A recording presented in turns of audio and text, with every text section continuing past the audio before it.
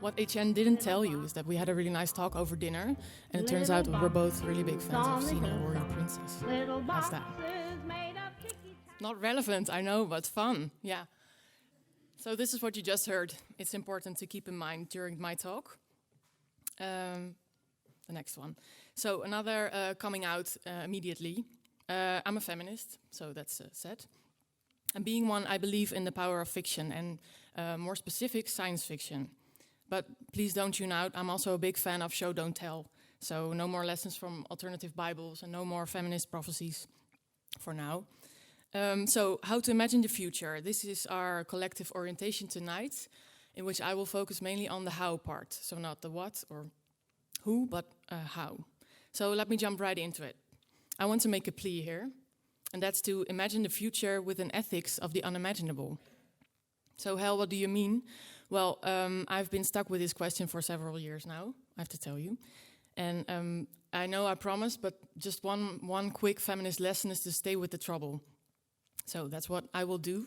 And if you're annoyed or irritated, it will only take 10 minutes. So about the unimaginable, I know it's really stubborn.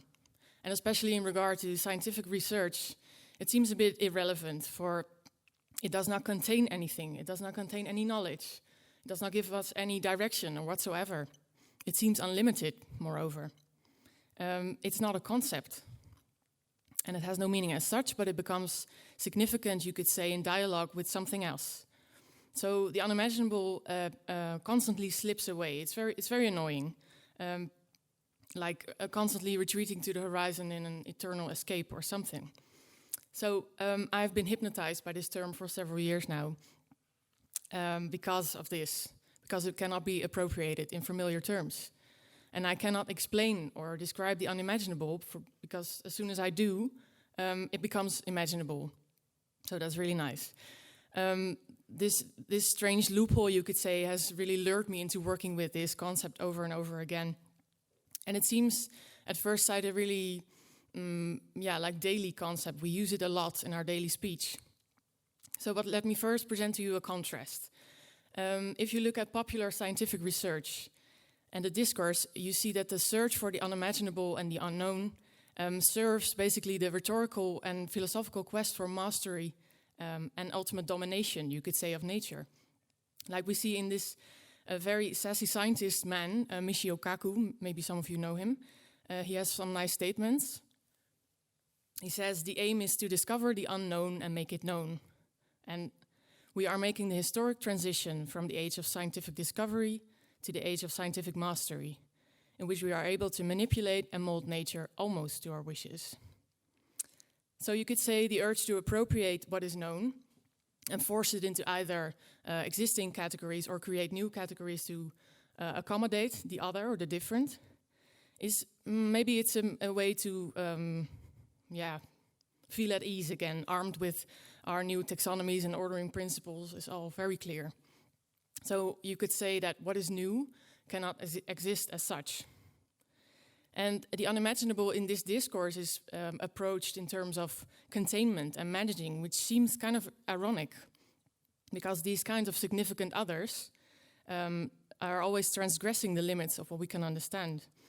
So black holes, dark matter, string theory are all subjects that force us to relate to them in other ways than conventional reasoning or like disembodied mathematics. The subjects in themselves are constantly shifting, moving, and resisting fixation. And the philosophy and rhetoric does not seem to match these subject matters in any way. So I would say there seems to be a fear for the unknown. We better master it, dominate nature ASAP, or as Don Haraway formulates it, outside the security checkpoint of bright reason, outside the apparatuses of reproduction of the sacred image of the same, these others have a remarkable capacity to induce panic in the centers of power and self-certainty. In science fiction, however, we find something completely different. At least in science fiction, or in feminist science fiction, if you would allow me this more strategic generalization. Feminist science fiction is not only written by women or about women, but think of it for now as Yeah, science fiction that's not merely gadget porn about super dudes in space with their women at home worrying. That will do for now. And I would say that feminist accounts of the future contain a certain self-reflexivity that allows them to think through what it means to imagine as such. So now, it's time for our favorite examples. So when we see something we don't recognize, we have the urge to completely look at what is recognizable for us in the first place. So if it has something like eyes, that's the eyes, like the potato thing we just saw here. So those become the eyes, and say it has like swirling arm-like stuffs, those become the tentacles. We also saw them already here, and they probably used for hands or something. And before you know it, actually everything that you don't know starts to resemble squids or octopuses. And a certain similar thing happens here in Janet Winterson's The Stone Gods novel. Sorry, Leonardo. So it's from the novel The Stone Gods. Handsome is a main character. He's a super dude in space. So Handsome had opened a clearing for us, using laser cutters on the underside of the ship. As the trees fell, and we watched through the porthole in the floor, we saw mammals with fins and fish with legs and birds with double wings like angels, and heads without bodies and bodies that seemed headless. And these teeming impossible experiments with life scattered away deeper into the deep green. So you could say this is a start. It's a beginner start. You could say it's more a super blending of species, you could say. And it's not really unimaginable, for we still can imagine like birds with double wings like angels. We can imagine, it's just odd, that's all. So in imagining the unimaginable, we're basically in trouble because of translation. Like what you cannot imagine, you cannot really describe. What happens here is closer. Also from Janet Winterson. We landed in a jungle dense as night. The noise was deafening. Out of the green darkness we heard whistles and whoops, yelps and cries of creatures we never even had nightmares about. So my next example is from a novel by Octavia Butler, Lilith's Brood it's called, and it also has lots of similarities with the octopus squid-like frame of reference, when our protagonist Lilith encounters a radical other. She was able to approach him hesitantly. Even viewed from only a couple of feet away, the tentacles looked like a smooth second skin. Do you mind if... She stopped and began again.